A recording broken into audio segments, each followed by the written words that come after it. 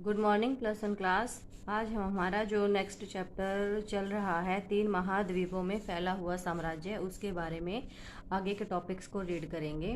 तो हमारा next topic है सामाजिक श्रेणियाँ। आज हम पढ़ेंगे कि जो रोम साम्राज्य था उसमें अलग अलग समाज के कौन कौन से वर्ग थे।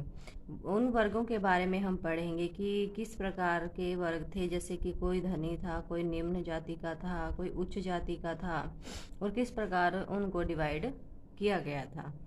अब जैसे कि प्रारंभिक जो साम्राज्य है उसको एक इतिहासकार टैसीटस थे, जो ये याद रखना, इतिहासकार एक टैसीटस थे। उन्होंने उसके प्रमुख सामाजिक समूह का वर्णन इस प्रकार किया है कि जैसे सेनेटर सेनेटर जो वर्ड है, इसका मीनिंग अगर हम देखते हैं कि इस वर्ड का मीनिंग क्या है, पिता। पैट्रेस शब्द से ये लिया गया है। पैट्रेस का मतलब क्या है, पिता। अश्वारोही वर्ग के प्रमुख सदस्य, जनता का सम्माननीय वर्ग, जिनका संबंध जो था वो बहुत बड़े बड़े घरानों से था, जो अश्वारोही वर्ग है। और फूहड़ है जो वो बिल्कुल नीचे वाला वर्ग है, निम्नतर वर्ग है, यानी कि कमीनकारू, जिसको प्लेबस सोर्डिडा भी कहते हैं। अगर आपके पास ये क्वेश्चन आ जाता है कि प्लेबस सोर्डिडा यानी कमीनकारू वो कौन सा वर्ग था, बिल्कुल निम्न वर्ग था, जो उनके अनुसार, यानी किसके अनुसार, टैसीटस के अनुसार, सर्कस और थिएटर तमाशे देखने के आदी थे। यानी कि ये सर्कस वगैरह देखते थे, थिएटर वगैरह देखते थे। और लास्ट का जो वर्ग था वो था दासों का, यानी कि जो दास लोगों के यहाँ काम करते थे। तीसरी शताब्दी के जो प्रारंभिक वर्ष थे उनमें सेनेट की सदस्य की संख्या जो थी वो लगभग 1000 थी। यानी किसकी संख्या थी ये, सेनेटर्स की। सेनेट की सदस्य की संख्या लगभग 1000 थी। और कुल सेनेटर जो थे उनमें लगभग आधे सेनेटर अभी भी इतालवी परिवारों के थे। इतालवी यानी इटालियन थे अभी भी आधे जो सेनेटर थे। अब जैसे टैसीटस जो थे उन्होंने जो दो समूह हैं, सेनेटर और अश्वारोही, जैसे हमने अभी पढ़ा कि जो टैसीटस थे उन्होंने सेनेटर और अश्वारोही एकीकृत होकर ये बताया है कि ये जो वर्ग थे सेनेटर और अश्वारोही, इनको एकीकृत होकर एक विस्तृत अभिजात वर्ग बन गया था ये। यानी कि काफ़ी ये दोनों मिल गए थे और काफ़ी अच्छा एक वर्ग जो काफ़ी विस्तृत हो चुका था, एक अरिस्टोक्रेसी वर्ग बन चुका था। और इनके कुल परिवारों में से कम आधे परिवार जो थे अफ्रीकी अथवा पूर्वी मूल के थे। अब बात आते हैं कि जो मध्यम वर्ग था, मध्यम वर्ग में अब नौकरशाही और सेना की सेवा से जुड़े आम लोग शामिल थे। जो मध्यम वर्ग था वो यहाँ नौकरशाही यानी कि नौकरी करता था, और सेना में भर्ती था, वो सैनिक थे। लेकिन अपेक्षाकृत ये अधिक समृद्ध और सौदागर और किसान भी इनमें शामिल थे। और बहुत से लोग जो थे वो पूर्वी प्रांतों के निवासी थे। अब बात आती है कि जो टैसीटस थे उन्होंने इस सम्माननीय मध्यम वर्ग का महान सीनेट ग्रहों के आश्रितों के रूप में वर्णन किया है। यानी कि जो सेनेट थे वो काफ़ी उच्च थे, हाई वर्ग था, उच्च वर्ग था, और जो मध्यम वर्ग था वो इनके ऊपर आश्रित था। मुख्य रूप से जो सरकारी, ये जो मध्यम वर्ग था ये किसके ऊपर डिपेंड करता था, सरकारी सेवाओं पर, यानी कि गवर्नमेंट सर्विस पर, और मध्यम इन्हीं गवर्नमेंट जॉब्स पे, राज्य पे ही ये डिपेंड रहते थे, और इन्हीं से इनके परिवार चलते थे। और उनसे नीचे भारी संख्या में था एक निम्नतर वर्ग का एक विशाल समूह था, जिन्हें सामूहिक रूप से ह्यूमिलियोरिस यानी निम्नतर वर्ग कहा जाता था। सामूहिक रूप से यानी कि जो लो लेवल का जो वर्ग था उसको क्या बोला जाता था, ह्यूमिलियोरिस। तो इसमें जो ये ह्यूमिलियोरिस था, इसमें ग्रामीण श्रमिक शामिल थे, जो कि बड़े बड़े घराने जो होते थे वहाँ पर वो लोग काम करते थे। और इनमें जैसे फसलों की कटाई करना और फैक्ट्रियों में मजदूरों के रूप में काम करना, इस प्रकार ये काम श्रम प्रदान करते थे। श्रम का मतलब कि मजदूरी करते थे वहाँ पे। और 5वीं शताब्दी का जो प्रारंभिक काल था, उसमें एक इतिहासकार ओलंपिओडोरस, जो एक राजदूत थे, उन्होंने जो रोम था उसमें, रोम नगर में कुलीन परिवारों को उनकी संपदाओं से, क्या वो कहते हैं कि जो कुलीन परिवार थे उनको उनकी वार्षिक आय के बारे में लिखा है कि इतनी ज़्यादा उनकी वार्षिक आय होती थी, 4000 पौंड सोने के बराबर होती थी। और जो उनकी उपज थी उसका तो कोई हिसाब ही नहीं था कि उपज, तो जो उनकी उपज होती थी वो उसको डायरेक्ट यूज़ करते थे, तो उसको तो काउंट ही नहीं किया गया। तो इतनी ज़्यादा इनकम उनकी होती थी जो रोम के कुलीन परिवार थे, याद रखिए इसको, 4000 पौंड सोने के बराबर। अब है कि जो रोम साम्राज्य है, वहाँ की नौकरशाही के उच्च और मध्य वर्ग, वो तो बहुत धनी थे, क्योंकि जो उच्च और मध्य वर्ग यानी नौकरशाही के उच्च और मध्य वर्ग जो थे वो बहुत धनी थे, क्योंकि ये जो लोग थे इनको काम करने के बदले में सोने के रूप में उनको वेतन मिलता था। अब जो सोने के रूप में उनको वेतन मिलता था वो उसको जमा करके संचित करके रख लेते थे, और उस संग्रहित किए हुए धन को, सोने को, वो कोई अपनी संपत्तियां खरीदने में लगा देते थे। और तो इससे क्या था कि जो साम्राज्य था पूरा, वो उसमें भ्रष्टाचार बहुत फैला हुआ था। उस भ्रष्टाचार पर कंट्रोल करने के लिए उन्होंने बहुत सारी व्यवस्थाएं बनाई हुई थी। ऐसे प्रमाण हमें मिले हैं, क्योंकि ऐसे प्रमाण मिलने के बाद ही उनको, जो इतिहासकार हैं, उनको पता चला है कि वहाँ भ्रष्टाचार जैसी स्थितियाँ क्रिएट हुई होंगी, तभी तो वहाँ कानून बनाए गए थे। अब जो रोमन कानून है उसकी एक परंपरा उत्पन्न हो चुकी थी, कि परंपराएं उन्होंने बना दी थी। और ये परंपराएं क्यों बनाई गई कि जो सम्राट थे या उच्च वर्ग के लोग थे वो अपनी मनमानी करने लगे थे, और उन पर कंट्रोल करने के लिए वहाँ पर कानून व्यवस्था इस प्रकार से बनाई गई कि उन पर अंकुश लगाने का काम किया जाए। अब जो सम्राट लोग थे वो भी अपनी मनमानी नहीं कर पाते थे। क्यों नहीं? क्योंकि अब कानून ऐसे बना दिए गए थे कि वो अपनी मनमानी नहीं कर पाते। अब जैसे अंतिम दशक जो थे उनमें रोम के बारे में हम पढ़ रहे हैं इसमें, तो रोम में क्या हुआ कि एम्ब्रोस जैसे शक्तिशाली जो बिशप थे उनके लिए भी ये पॉसिबल हो पाया कि अगर कोई सम्राट अपनी मनमानी करता है तो वो उसके ऊपर अंकुश लगा सकते हैं, उसका मुकाबला वो कर सकते हैं। अब हम पढ़ते हैं हमारा नेक्स्ट टॉपिक, परवर्ती पूरा काल।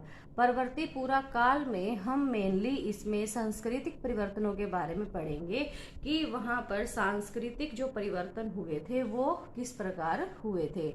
अब सांस्कृतिक परिवर्तनों में हम इसमें जानेंगे कि किस प्रकार की भाषाएं वो बोलते थे और किस प्रकार वो धर्म वगैरह की व्यवस्थाएं थी, वे कौन सा धर्म वहाँ ज़्यादा प्रचलन में था।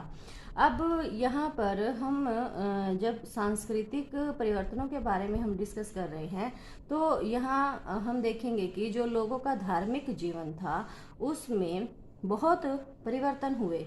उनमें था एक सम्राट कॉन्स्टेंटाइन। कौन था ये? कॉन्स्टेंटाइन एक सम्राट था। ईसाई धर्म को उसने राजधर्म बना लेने का निर्णय किया, यानी कि वो धर्म को ज़्यादा महत्व देते थे कि ईसाई धर्म को ही राजधर्म बना दिया जाए। दूसरा था कि 7वीं शताब्दी में इस्लाम का उदय। फिर किसका उदय हुआ? इस्लाम का। तो ये जो परिवर्तन थे ये सम्राट डायोक्लिशियन के समय से आरंभ हुए। ये ध्यान रखना है आपको कि जो ये परिवर्तन हुए ये कब हुए? डायोक्लिशियन के समय से प्रारंभ हुए। अब जो सम्राट डायोक्लिशियन था उसने देखा कि साम्राज्य का विस्तार तो बहुत ज़्यादा हो चुका है, लेकिन साम्राज्य तो बहुत फैल गया, लेकिन उनका आर्थिक दृष्टि से भी कोई इम्पोर्टेंस नहीं है और ना ही कोई सामरिक दृष्टि से है। तो उसने क्या किया कि उसने उन हिस्सों को छोड़कर साम्राज्य को थोड़ा छोटा बना लिया। छोटा क्यों बना लिया? क्योंकि जो डायोक्लिशियन था वह चाहता था कि उसके साम्राज्य की जो महत्ता है वो काफ़ी बढ़ जाए। तो उसने क्या किया, अपने साम्राज्य की जो सीमाएं थी, बाउंड्रीज थी, उस पर किले बनवा दिए और प्रांतों का पुनर्गठन किया, यानी रिकंस्ट्रक्ट किया, दोबारा से उनको बना दिया।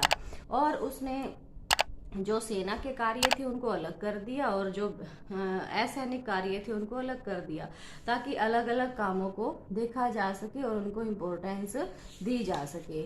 इससे क्या हुआ कि जो सेना के जो ऑफिसर थे, अधिकारी थे, वो अधिक शक्तिशाली समूह के रूप में उभर कर आए। अब जो कॉन्स्टेंटाइन थे, उन्होंने सोलिडस नाम का एक सिक्का भी चलाया। सोलिडस नाम का एक सिक्का चलाया। किसने? कॉन्स्टेंटाइन ने। यह सोने का बना होता था, सोलिडस। तो इसमें 5.5 ग्राम शुद्ध सोना होता था। तो ये किसने चलाया था? कॉन्स्टेंटाइन ने, सोलिडस नाम का एक सिक्का। और जो कॉन्स्टेंटाइन थे, उन्होंने एक नया परिवर्तन भी किया। वो क्या था? दूसरी राजधानी कुस्तुनतुनिया का निर्माण किया। ये ध्यान रखना है आपको कि एक नया परिवर्तन और किया था इसने। एक तो इसने सिक्का चलाया था सोलिडस नाम का, जो सोने का था, 4.5 ग्राम इसमें सोना होता था। और दूसरा था कि राजधानी कुस्तुनतुनिया का निर्माण किसने किया था? कॉन्स्टेंटाइन ने किया था। अब जो पुरातत्वीय अभिलेख है, हमें उनसे पता चलता है कि जो औद्योगिक प्रतिष्ठान हैं उनमें अब जो ग्रामीण उद्योग धंधों में, अब जो कॉन्स्टेंटाइन थे उन्होंने अपने साम्राज्य में, क्योंकि जनसंख्या उस साम्राज्य की बहुत ज़्यादा थी, अब साम्राज्य का विस्तार, जैसे कि हमने पहले ही पढ़ा था कि साम्राज्य का विस्तार काफ़ी हो चुका था। तो विस्तार हो चुका था तो वहाँ पे जनसंख्या भी ज़्यादा थी। उन जनसंख्या की आवश्यकताओं को पूरा करने के लिए उसने बहुत सारी फैक्ट्रियाँ लगाई और बहुत सारे लोगों को नई नई टेक्नोलॉजी के द्वारा लोगों को काम करने के बारे में सिखाया गया। तो जैसे कि तेल की मिलें, शीशे के कारखाने, इस तरह की नई टेक्नोलॉजी उसमें यूज़ की जाती थी, जिससे वहाँ लोगों को काम मिल सके और उनके आजीविका के साधन उनको प्राप्त हो सके। और इससे क्या हुआ कि जो शहरी संपदा एवं समृद्धि थी उसमें बहुत अधिक वृद्धि हुई। अब हमें इनसे ये पता चलता है कि जो उस टाइम का समाज था वो बहुत खुशहाल था। और जहाँ खुशहाल था क्योंकि इतने फैक्ट्रीज वगैरह लगी थी तो लोग वहाँ पे काम करते थे, जिससे उनका जीवन काफ़ी समृद्ध हो चुका था। और ग्रामीण संप्रदाय भारी मात्रा में सोने के रूप में लाभ भी कमाती थी, यानी कि वो काम करते थे और उनको काम के बदले में जो वेतन मिलता था वो सोने के रूप में मिलता था। अब जो यूनान और रोमवासी हैं उनकी पारंपरिक धार्मिक संस्कृति जो थी वो बहुदेववादी थी। बहुदेववादी का मतलब होता है कि जिस धार्मिक संस्कृति में बहुत सारे देवी देवताओं की पूजा की जाती है उसको कहते हैं बहुदेववादी। तो ये लोग जो थे बहुत सारे पंथों का और बहुत सारी पद्धतियों से पूजा पाठ करते थे। और इसमें जुपिटर, जूनो, मिनर्वा और मोर्स जैसे अनेक रोमन इतालवी देवों, और ये याद रखना कि ये देवों के नाम हैं, जुपिटर, जूनो, मिनर्वा और मोर्स, और पूर्वी देवताओं की पूजा किया करते थे। जिसके लिए उन्होंने साम्राज्य में अब इतने सारे देवी देवताओं की पूजा करने के लिए उन्होंने अपने साम्राज्य में बहुत सारे मंदिर, ये मठ वगैरह बनवा रखे थे। और जो बहुदेववादी थे वो स्वयं को किसी एक नाम से नहीं पुकारते थे, सभी अपने अपने देवी देवताओं के जिस की पूजा करते थे उसके हिसाब से भी अपने आप को पुकारते थे। और जो रोमन साम्राज्य था उसका एक बहुत बड़ा धर्म था यहूदी धर्म, और यहूदी धर्म भी जो था वो एकाश्म नहीं था। एकाश्म का मतलब क्या है कि यहूदी धर्म में भी केवल एक ही देवी देवता की पूजा नहीं होती थी, उसमें भी बहुत सारे देवी देवताओं की पूजा होती थी। साम्राज्य का ईसाईकरण कर दिया गया। ईसाईकरण का मतलब क्या है कि जिसमें ईसाइयों को, ईसाई धर्म को ज़्यादा बढ़ावा देना। ईसाईकरण उसको कहते हैं जिसमें कि विभिन्न जन समूहों के बीच फैलाना ईसाई धर्म को, और ईसाई धर्म को प्रमुख धर्म बना देना। अब बहुदेववाद जो है विशेष रूप से पश्चिमी प्रांतों में आसानी से गायब नहीं हो सकता, क्योंकि लोग जिस भी देवी देवता की पूजा करते हैं वो उनको जल्दी से छोड़ नहीं पाते और उनमें उनका अटूट विश्वास होता है। तो जैसे जनता थी जो उसमें आम खुशहाली पूर्वी भागों में अधिक फैली, जहां आबादी 6वीं शताब्दी के मुख्य भाग तक बढ़ती रही। खुशहाली जो थी वो बढ़ती रही। हालांकि वहां पर एक बहुत बड़ी बीमारी फैल चुकी थी, प्लेग नाम की बीमारी।